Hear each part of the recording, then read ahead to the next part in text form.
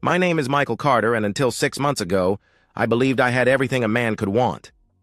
At 41, I'd built a successful financial consulting firm from scratch, owned a beautiful colonial home in Westchester, and had been married to Julia for 13 years.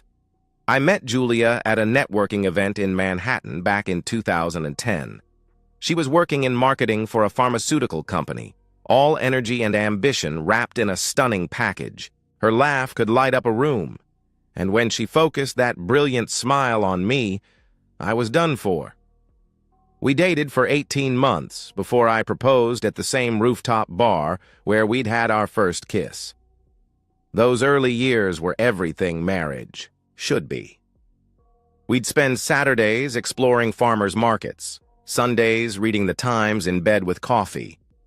She'd surprise me with Yankees tickets. I'd book spontaneous weekend trips to Vermont. We talked about kids eventually, but we were in no rush. We had time. We had each other. The shift was gradual, so subtle I almost missed it. Julia's marketing director position at Pharmatech Industries had always demanded long hours, but suddenly she was working every weekend. Business dinners became more frequent. The phone that used to sit forgotten on the counter was now permanently attached to her hand, screen tilted away from my view. "Another crisis at work?" I'd ask, whenever she'd slip out to take calls during dinner. "You know how it is," she'd reply, kissing my forehead. "Big product launch coming up." I did know how it was, or I thought I did. In my line of work, you learn to read patterns, analyze data, spot anomalies. But when it came to my own wife, I'd developed a blind spot the size of Manhattan. The red flags accumulated like compound interest. The new lingerie that never made, an appearance in our bedroom, the gym membership she never used despite leaving in workout clothes, the way she'd flinch when I'd casually ask about her day, then overcompensate with elaborate stories that didn't quite add up. Still, I told myself, I was being paranoid. This was Julia. My Julia. The woman who'd held my hand through my father's funeral, who'd celebrated with champagne when I'd landed my first major client. We'd built a life together, intertwined our futures so completely that betrayal seemed impossible. But numbers don't lie. Credit card statements showed charges at restaurants I'd never been to, on days she claimed to be in budget meetings. Hotel charges in the city when she was supposedly at the office until midnight. Gifts purchased that never appeared. The morning everything changed started like any other. Julia was in the shower, her phone buzzing on the nightstand. Usually I'd ignore it, but something made me look. A text preview from Ryan Matthews, her coworker. "Last night was incredible. Can't wait to do it again." My coffee mug slipped from my hand, shattering on the hardwood floor. The sound brought Julia running from the bathroom, towel wrapped around her. "What happened?" she asked, concerned. "Just dropped my mug," I said, surprised at how steady my voice sounded. "I'll clean it up." As I swept up the pieces, I made a decision. I wouldn't confront her. Not yet. In finance, emotional decisions lead to poor outcomes. I needed facts. I needed evidence. I needed a plan. That afternoon, I made an appointment with Thomas Sterling, a private investigator recommended by my lawyer friend. Tom was expensive, discreet, and thorough. Exactly what I needed. "How long do you want surveillance?" he asked, his weathered face showing no judgment. "As long as it takes to know the truth," I replied. 2 weeks. That's all it took for my perfect life to reveal itself as a masterpiece of deception. But I didn't rage. I didn't break. I started planning. Thomas Sterling's office occupied the 3rd floor of a nondescript building in White Plains, the kind of place you'd walk past 100 times without noticing. That was the point. The man himself was equally forgettable.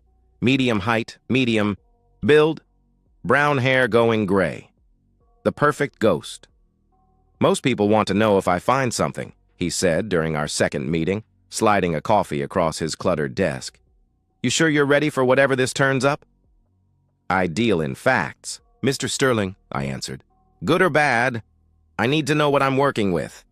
He nodded, pulling out a tablet. "Your wife maintains a predictable routine.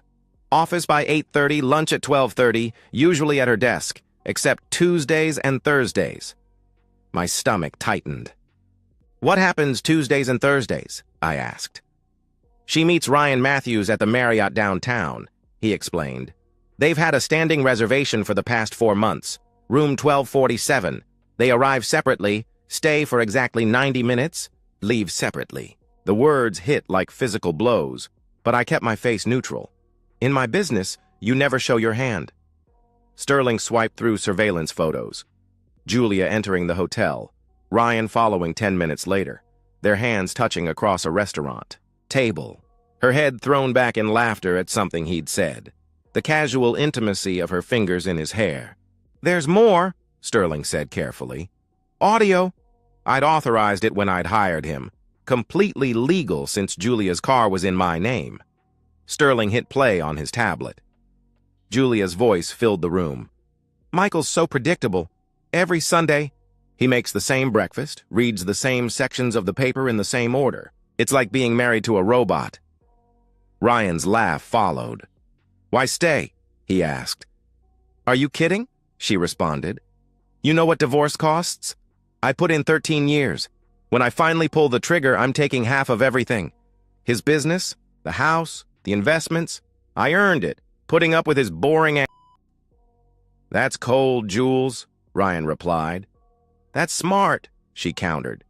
Besides, her voice dropped to a purr. I've got you to keep me entertained until then. Sterling paused the recording. There's 3 hours of this, similar content throughout. She discusses divorce strategy, asset division, how to maximize her take. She's been consulting with Janet Morrison, high-end divorce lawyer in the city. I stood, walked to the window. White plains stretched out below, ordinary people living ordinary lives, none of them knowing their world could shatter with a single recording. How long has it been going on? I asked. Based on credit card records and phone data, I'd estimate 8 months minimum, possibly longer, he answered. 8 months, 240 days of deception. There's a pattern to their communication, Sterling continued. Burner phones for explicit texts, but they get sloppy on their regular phones. Code words. Working. Late means meeting at the hotel. Client dinner means they're at his apartment. His apartment? I questioned. Ryan Matthews maintains a studio in Tribeca, he confirmed. Cash lease, not in his name, but I traced it through utility records. They spend weekends there when you're traveling for business. Every quarterly trip to review our Chicago accounts. She'd always complained about being lonely when I was gone. I need everything, I said firmly. Every photo, every recording, every document. Build me a case that's airtight. You planning to use this in divorce proceedings? Sterling inquired. I'm planning to use this to protect myself, I replied. She wants to take everything I've built? She mentioned strategy? Fine, let's see who's better at playing the long game. Sterling gathered his files. I'll have a comprehensive report by week's end. Physical evidence, digital trails, timeline documentation. What about ongoing surveillance? Continue for another week, I instructed. I want to know everyone she talks to about this. Her lawyer, her friends, anyone who might be advising her. That evening, I sat in my home office, staring at spreadsheets that might as well have been hieroglyphics. Julia was downstairs making dinner, humming off-key like she always did. The domestic sounds that once comforted me now felt like mockery. My phone buzzed. Another update from Sterling. Screenshots of texts between Julia and her sister. How much longer are you going to keep this up? Her sister had texted. Until the timing's right, Julia had responded. Michael's about to close a huge deal with Steinberg Holdings. Once that goes through and the bonus hits, I file. What about Ryan? Her sister asked. What about him? Julia replied. He's fun, but he's not exactly marriage material. This is about securing my future. I closed my phone, opened my laptop, and began researching. Asset protection, offshore accounts, legal ways to shield wealth during divorce proceedings. Julia thought she was playing chess while I was playing checkers. She had no idea I'd already started moving pieces she didn't even know were on the board. Sterling's investigation also uncovered something unexpected: Ryan's weakness. "Your wife's boyfriend has a problem," Sterling informed me during a follow-up meeting. "Gambling. He's in deep with some unpleasant people, about $200,000 deep." "How does he afford that on a pharmaceutical sales salary?" I asked. "He doesn't," Sterling answered. "He's been embezzling. Small amounts from expense accounts, kickbacks from vendors. Your wife doesn't know." A plan formed in my mind. "Can you prove the embezzlement?" I questioned. "With the right documentation, yes," he confirmed. "Get it," I ordered. 3 weeks after that first meeting with Sterling, I sat across from David Walter, managing partner at Walter Watts and Associates. David wasn't just a lawyer, he was a surgeon who operated on marriages, cutting them apart while protecting his clients' vital organs, their assets. "Based on what you've shown me," David said, adjusting his rimless glasses, "you have grounds for an at-fault divorce. Adultery, alienation of affection, arguably fraud given her stated intentions." "I don't want to file yet," I told him. His eyebrows rose slightly.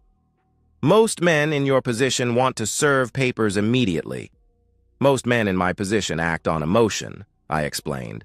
"I'm approaching this like a hostile takeover. You don't announce your intentions until you've already won." David smiled, the expression of a shark recognizing another predator. "What did you have in mind?" he asked. I slid a folder across his mahogany desk. Phase 1. Asset protection. "I want everything moved, restructured, or shielded, legally." He flipped through my financial statements. "Your joint accounts," he began.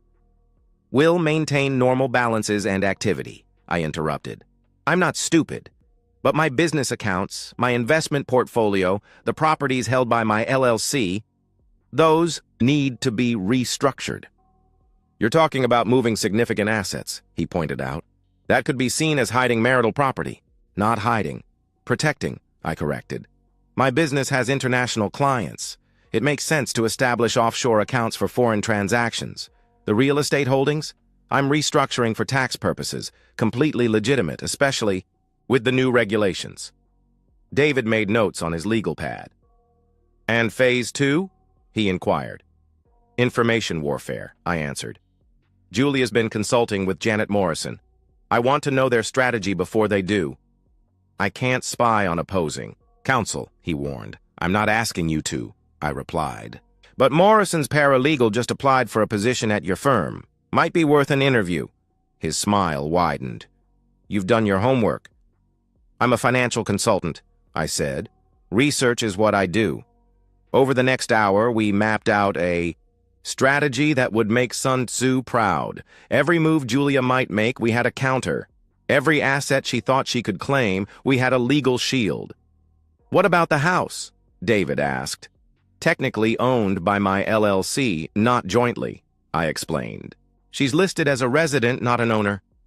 "She'll argue that it's marital property regardless," he cautioned. "Let her argue," I said. "By the time she realizes what's happening, the LLC will have sold it to another shell company I control. She'll be fighting for something that no longer exists." That evening, I started implementing the plan. First, I opened new accounts at banks where Julia had no presence. Small transfers at first, $500 here, $1,000 there, amounts that wouldn't trigger attention but would accumulate quickly. Next, I contacted my business partners. "I'm restructuring for international expansion," I explained. Each believed they were the only one I was telling. Each agreed to redirect payments to the new offshore accounts I'd established. The house was trickier. I needed Julia to sign documents without realizing what she was signing. Fortunately, she'd grown lazy about reading what I put in front of her. "Honey, I need your signature on these tax documents," I said one evening, sliding papers between her wine glass and her phone. She barely glanced up from texting, probably Ryan. "Where do I sign?" she asked. "Just the flagged pages," I answered. Her pen moved across the documents that would transfer her residency rights to a month-to-month basis. Another set buried in the stack restructured our home equity line of credit, removing her as a co-signer. All done, she said, sliding them back. You're so good at handling all this boring financial stuff. That's why you married me, right? I asked. For my boring predictability? She laughed, not catching the edge in my voice. Among other reasons. Yeah, I thought. About 3 million other reasons. The truly satisfying part came when I handled our credit cards. As the primary account holder, I had full control. I didn't cancel them. That would be too obvious. Instead, I gradually reduced the limits. $50,000 became $40,000, then $30,000.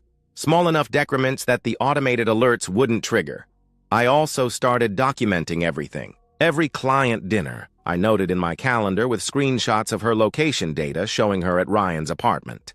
Every weekend conference, I saved hotel receipts from her credit card statements showing charges for 2 guests. Sterling continued. His surveillance, building an encyclopedic record of the affair. Videos of them entering hotels. Photos of intimate dinners. Audio recordings that would make Julia's lawyer weep. But the masterstroke was Ryan's gambling debt and embezzlement.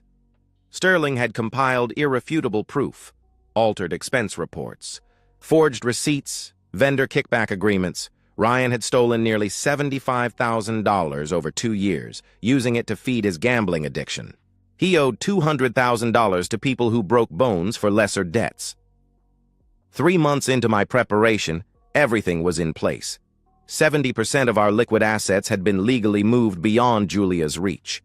The house was one signature away from being sold to my shell company.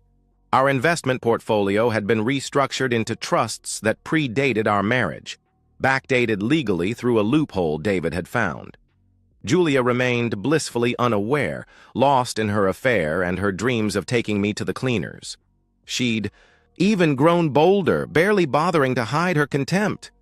You know, she said one night after her 3rd glass of wine, sometimes I wonder what would have happened if I'd married someone more exciting. Like who? I asked. I don't know, she mused. Someone who takes risks, someone spontaneous, someone like Ryan, I thought. Well, you married me instead, I replied. Yeah, she sighed. I did. That night, I lay awake beside her, listening to her breathing. 13 years we'd shared this bed. 13 years of trust I'd given freely. In the darkness, I felt nothing. No anger, no sadness. Just cold, calculated determination. The Steinberg Holdings deal was set to close in 1 week. Julia was practically giddy with anticipation, already planning how she'd spend her half of the bonus. She had no idea the payment structure had been restructured, that the money would never touch an account she could access. Everything was ready. The evidence was compiled. The assets were protected. The trap was set. All that remained was to spring. D-Day was a Thursday. I chose it specifically because Julia would be at the hotel with Ryan, giving me time to execute without interference. At 9 a.m., I met with Robert Steinberg to finalize our merger, the deal Julia had been waiting for. Instead of the $2 million bonus she expected to hit our joint account, the payment went directly to my Cayman Islands Corporation. Unusual payment structure, Steinberg noted. Tax advantages, I explained. My accountant recommended it. By 10 a.m., the house sale was complete. Fast Cash Homes, a company I'd incorporated 3 months earlier, now owned our colonial. The beauty was that the sale wouldn't show up in public records for 30 days, long after Julia would need that information. At 11 a.m., I walked into Chase. Bank with a cashier's check for $400,000. The contents of our joint savings liquidated that morning. Closing the account, Mr. Carter? The manager asked. Investment opportunity, I replied. Time sensitive. By noon, every joint credit card had been canceled. Not frozen, canceled. Julia would find out the moment she tried to pay for her hotel room with Ryan. At 12:30 p.m., while Julia was presumably in the throes of passion at the Marriott, I sat in David Walter's office as he prepared the divorce papers. But these weren't ordinary papers. You're sure about this? David asked. Once we file, there's no going back. File them at exactly 2 p.m., I instructed. That gives me time to execute the rest. The rest was the part I'd planned most carefully. At 1 p.m., I sent an anonymous package to Pharmatech Industries' HR department. It contained Sterling's complete report on Julia and Ryan's affair, the hotel receipts, the photos, the audio recordings, everything. But more importantly, it contained proof of Ryan's embezzlement. At 1:30 p.m., another package arrived at Ryan's, bookie's office. This one contained Ryan's work address, his home address, his daily schedule, and a note. He's been stealing from his company. Might affect his ability to pay you back. At 1:45 p.m., I sat in my car outside the Marriott, waiting.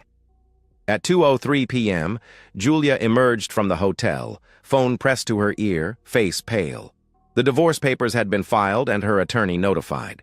I watched her try her credit cards at the valet. Stand. Declined, declined, declined. She called me immediately. Michael, something's wrong with the credit cards, she began. They're canceled, I stated. Silence. Then, what? She asked. Check your email, I told her. David Walter sent you something. I watched her fumble with her phone, saw the moment. She opened the divorce filing. Her face went from pale to white. Michael, we need to talk, she pleaded. We're past talking, I interrupted. You might want to call your attorney. Oh, and Julia, you should probably warn Ryan that HR wants to see both of you tomorrow morning. What did you do? She demanded. What did I do? I repeated. I protected myself from someone who's been f***ing another man while planning to rob me blind.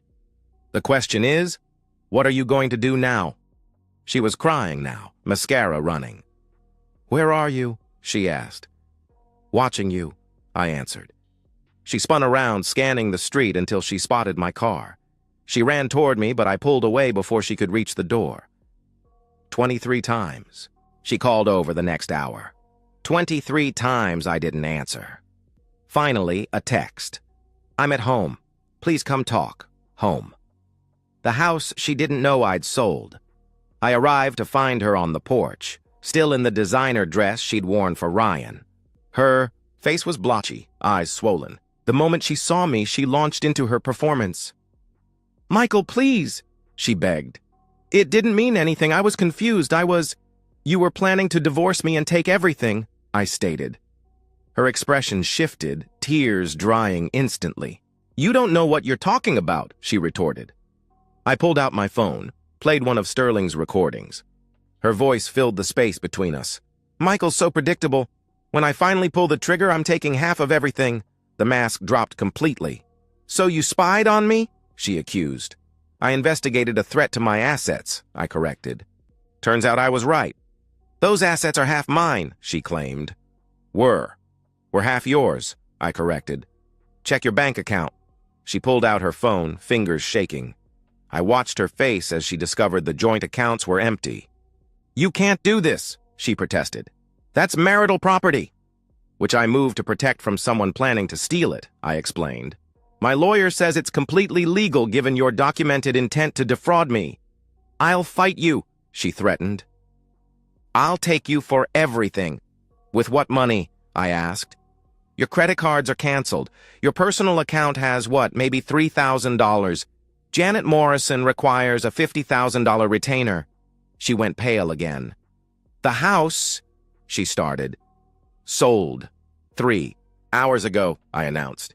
That's impossible, she exclaimed. I didn't sign anything. Actually, you did, I replied. 3 months ago. You really should read what you sign. The reality of her situation was sinking in.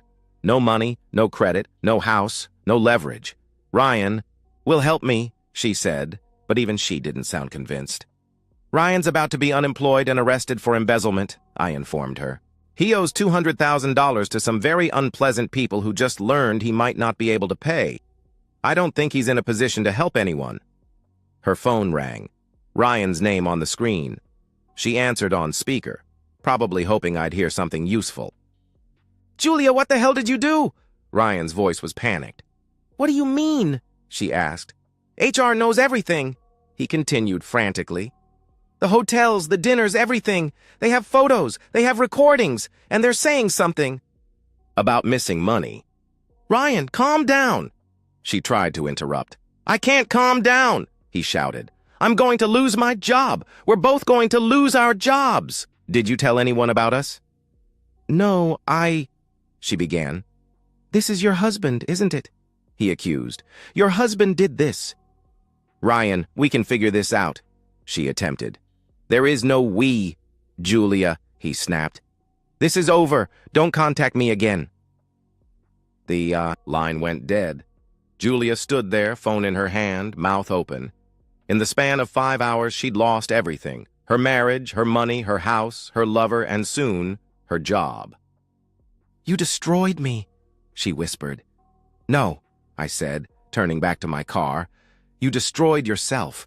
I just didn't save you from the consequences. As I drove away, I felt the first stirrings of something I hadn't expected. Not satisfaction, not revenge, but simple relief. The months of deception were over.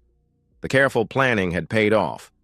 Julia would face the consequences of her choices, and I would rebuild my life without her shadow hanging over it. The next 3 days were a symphony of destruction. Each movement perfectly timed. Friday morning, 8:47 a.m., Julia walked into Pharmatech Industries for what would be the last time. Sterling was there, sitting in his car in the visitor's lot, documenting everything. She went in confident, he reported via text. Came out in tears 40 minutes later with a banker's box. Human resources had been thorough. Gross misconduct, violation of company policy regarding workplace relationships, and bringing disrepute to the company. No severance, no references, immediate termination. Ryan hadn't even made it that far. Security had escorted him out Thursday evening after the embezzlement evidence surfaced. Criminal charges were pending. Saturday brought a new wave of humiliation.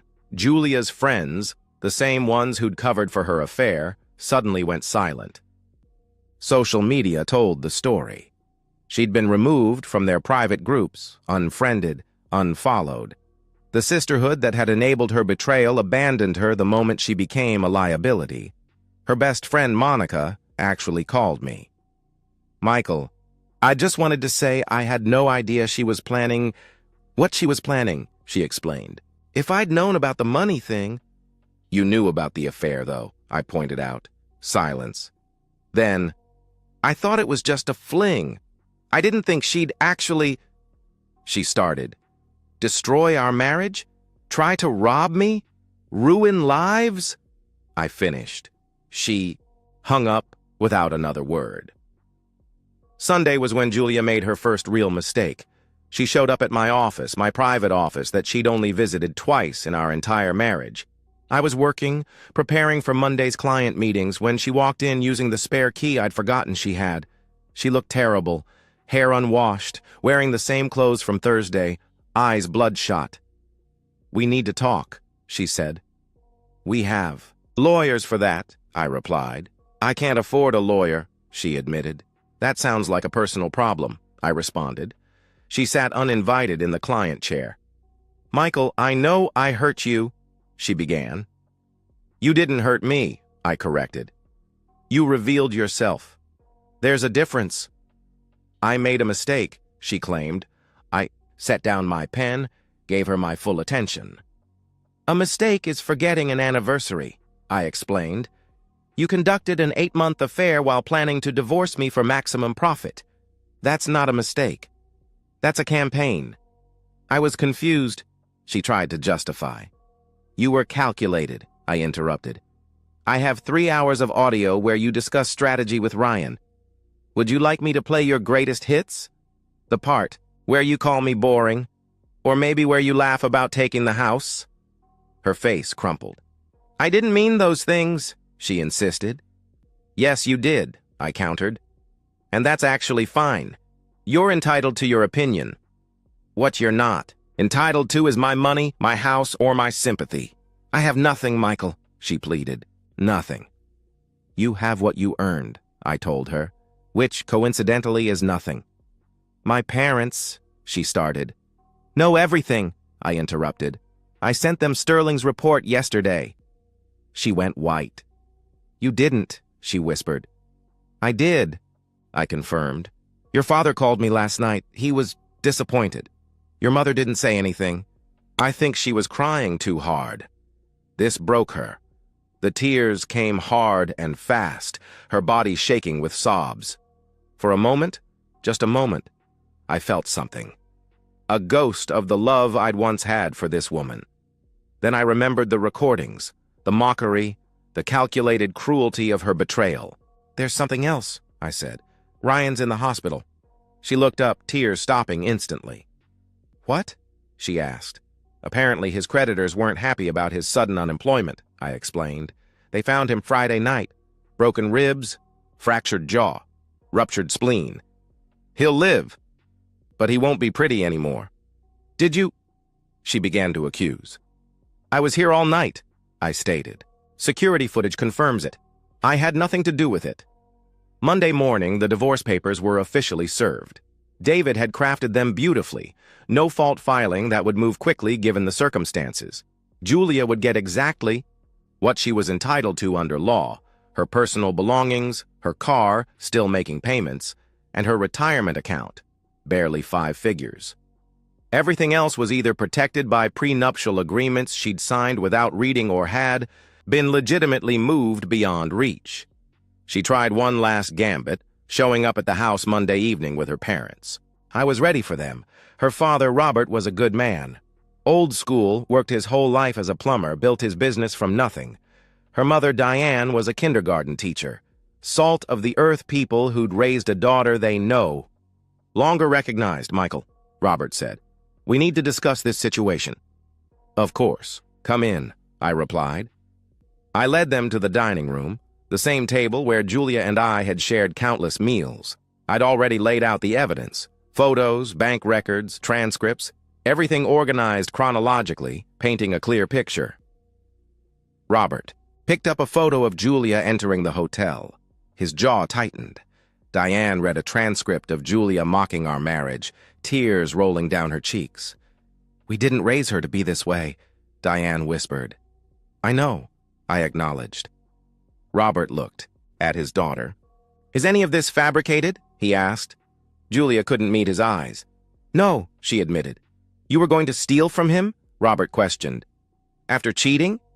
"It's not stealing," Julia protested. "I was entitled—" "To what?" Robert's voice rose. "To destroy a good man because you were bored? To throw away a marriage for some excitement?" "You don't understand," she started. "I understand perfectly," he interrupted. "You're not the woman we raised. The daughter we raised had integrity." He stood, helped Diane to her feet. "Michael, I'm sorry," he said. "For everything. This isn't your fault," I assured him. "She's our daughter," he replied. "That makes it our responsibility." He looked at Julia. "You can come home, but you'll earn your keep. You'll work in the office, answering phones, minimum wage. You want to rebuild your life, you'll do it honestly." "Dad," she began. "That's the offer," he stated firmly. "Take it or find somewhere else." They left her there in my dining room. Technically not my dining room anymore, but she didn't know that. The new owners would take possession in 2 weeks. Julia looked at me, defeated. "You win," she said. "No," I corrected. "I survived. There's a difference." She gathered her things, the small box of possessions I'd packed for her, and walked to the door. She paused, turned back. "Did you ever love me?" she asked. "Completely," I answered. "Which is why this betrayal required such a complete response." "I did love you, you know," she said. "In the beginning." "I know," I replied. "That almost makes it worse." She left then, and I knew it would be the last time she'd stand in this house. The last time we'd speak without lawyers between us. Tuesday brought more fallout. Julia's attorney, Janet Morrison, filed a motion to contest the asset transfers. David Walter called me, amused. "She's claiming fraud and illegal asset hiding," he reported. "And?" I asked. "The judge reviewed our documentation," he explained. "Every transfer was legal, every restructuring above board. Motion denied. Morrison actually withdrew from the case afterward. Apparently, your ex-wife's retainer check bounced. Wednesday, Sterling called with an update on Ryan. He's been formally charged with embezzlement, he informed me. Pharmatech is pressing full charges. He's looking at 3 to 5 years minimum. Also, his creditors visited him again in the hospital. He's agreed to a payment plan that will take most of his income for the next decade. And Julia? I inquired. Living with her parents, he answered. Started working at her father's company. Yesterday. She's also been blacklisted from every major pharmaceutical company in the tri-state area. That HR report went viral in the industry. Thursday, exactly 1 week after D-Day, the divorce was finalized. New York's expedited process for uncontested divorces with clear evidence of adultery had worked in my favor. Julia hadn't contested anything. She couldn't afford to. The financial summary was stark. Julia's settlement. Her 2018 Honda Civic, still $12,000 owed. Her 401k, $47,000, her personal belongings. My assets, the business, $2.8 million valuation. The house, sold to my shell company for $750,000. Offshore accounts, $1.2 million. Investment portfolio, $600,000. Total protected, $535 million total lost to Julia, $47,000. Friday afternoon, I met with Steinberg to discuss the next phase of our business partnership. I heard about your divorce, he said carefully. I hope it wasn't too costly. I protected what mattered, I replied. Good, he responded, because Goldman Sachs is interested in acquiring our merged companies. The initial offer is $40 million. My share would be approximately $12 million after taxes. Money Julia would have been entitled to half of had she waited just 2 more weeks before her affair was discovered. That evening, I stood in my empty house. Empty because I'd already moved my important possessions to a storage unit. The new owners, a young couple from Connecticut, would take possession Monday. They had no idea they were buying from Fast Cash Homes, which was actually me. My phone buzzed. A text from an unknown number. I opened it to find a message from Julia. I know you won't respond, but I wanted you to know I'm getting help. Therapy, AA, working on myself. I'm sorry for everything. You deserved better. I deleted it without responding. Another text. This one from Sterling. Thought you should know. Ryan Matthews attempted suicide in the hospital. He survived, but barely. He's on psychiatric hold. I felt nothing. Not satisfaction, not guilt, nothing. They'd both authored their own destructions. I'd simply declined to be a casualty in their story. The coffee shop on Madison Avenue was new, one of those places that charges $8 for a latte and calls it artisanal. I was reading the Journal, enjoying a rare Saturday morning off when I saw him, Ryan Matthews, or what was left of him. His face had healed wrong. The broken jaw left his profile asymmetrical, his once perfect smile now crooked. He walked with a permanent limp. He saw me before I could look away, then surprisingly walked over. Mind if I sit? He asked. I gestured. To the empty chair. Up close, the damage was worse. Scar tissue covered his knuckles. His left eye drooped slightly. I wanted to apologize, he said. No, you want absolution, I corrected. There's a difference. Maybe, he admitted. But I am sorry. It's worth exactly nothing, I replied. Like Julia's divorce settlement, he flinched. How is she? He asked. Living with her parents, I answered. Working reception at her father's plumbing company. Last I heard, she was dating some guy from her AA group. We sat in silence while his coffee arrived. I lost everything, he said. You stole from your company and loved another man's wife, I stated. Consequences follow actions. She really was going to take you for everything, he revealed. Had spreadsheets calculating down to the penny what she could get. I know, I replied. For what it's worth, you won, he said. Completely. No, I just didn't lose, I corrected. He limped away, a broken man. 2 hours later, I met David Walter for lunch. Goldman Sachs deal closed yesterday, he reported. $12 million after taxes as projected. Good, I responded. You know Julia hired 3 different lawyers after Morrison? He mentioned. Each quit when they saw the evidence. That afternoon, I closed on a new penthouse downtown. The realtor, an attractive brunette named Sarah, handed me the keys with a warm smile. "Congratulations, Mr. Carter," she said. "It's a beautiful space for a new beginning." "That's the plan," I replied. "The divorce must have been difficult," she observed. "The marriage was difficult," I corrected. "The divorce was just paperwork." She laughed. "Hey, if you need help settling in or want recommendations for the neighborhood," she offered. "Maybe coffee next week?" I suggested. "I'd like that," she answered. A week later, walking through Central Park, I saw them, Julia and Ryan, sitting on opposite ends of the same bench near the reservoir.